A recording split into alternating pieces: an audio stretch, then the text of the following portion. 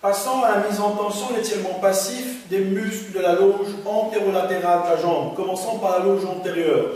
La loge antérieure, où l'on distingue différents muscles. Donc le tibial antérieur, le long extenseur de l'hallux, le long extenseur des orteils.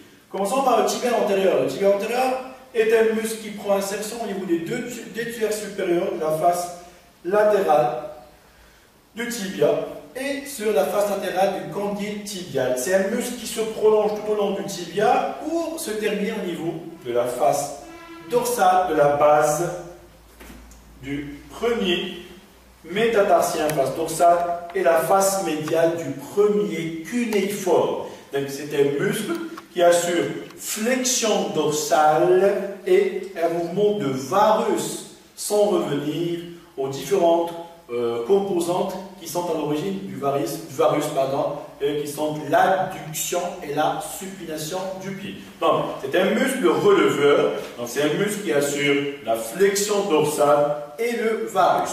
Sa mise en tension, son étirement passif, nécessite l'association de deux mouvements afin de pouvoir mettre en tension et étirer au maximum, afin d'éloigner au maximum ses insertions et allonger ses fibres musculaires.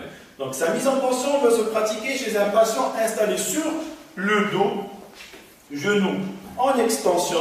Le kinésithérapeute sera positionné au moins latéralement par rapport au membre toujours et par rapport aux muscles à libérer, à mettre en tension.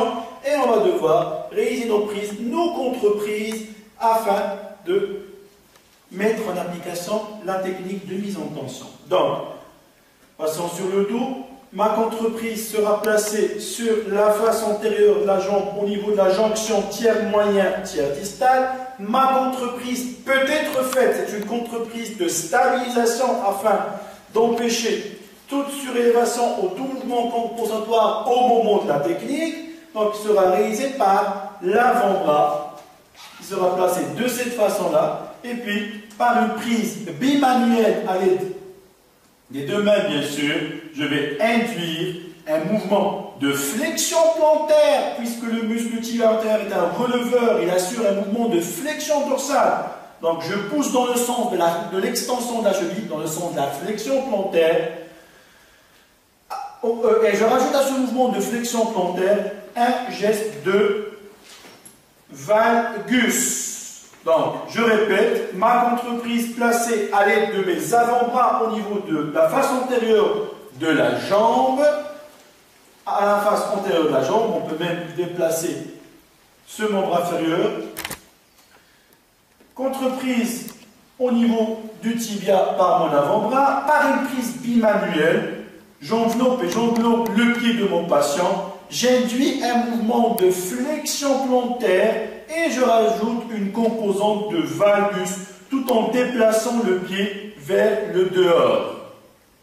Bien sûr avec un temps de maintien, tout en synchronisant avec la respiration, un temps de maintien entre 10 et 15 secondes, une durée bien sûr minimale d'étirement passif entre 10 et 15 secondes, et je maintiens en flexion plantaire valgus.